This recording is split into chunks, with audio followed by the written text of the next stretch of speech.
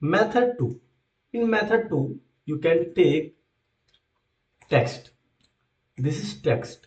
Maybe you confused because it is text. How you can show numeric display? How you can show string display because it is a text? So in text, no need to write anything. First, you need to select font size. So font size, you can choose whatever font size you like. Example, Rockwell. This is Rockwell and this is font size. You can select font size according to your requirement. So next thing you can see here, insert variable. Variable means vary means something is changing. So whatever is changing automatically means from the logic you can insert here. Whenever you will click on, you can see string.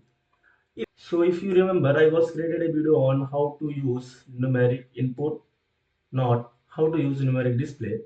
So in numeric display, I was use this tag, this text property with numeric numeric.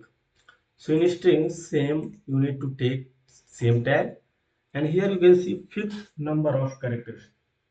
How many number of character you want in 1 to 82, because more than 82 you cannot use, under 82 you can use. So if you want less than 82, so here you can give one limitation, and if more than if number if text will be go more than 12, so star should be shown. So star character if string longer than the field.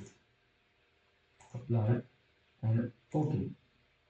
And one more thing, here you can give background color solid and it should be very bright. Next, you need to check it's working or not. You can see TT02. So it is showing TT02. And next, if example, so example, this is tag name. So thank you for watching my video. If you learned from my video, so please hit the like button and subscribe my YouTube channel for never miss new update. So let's check.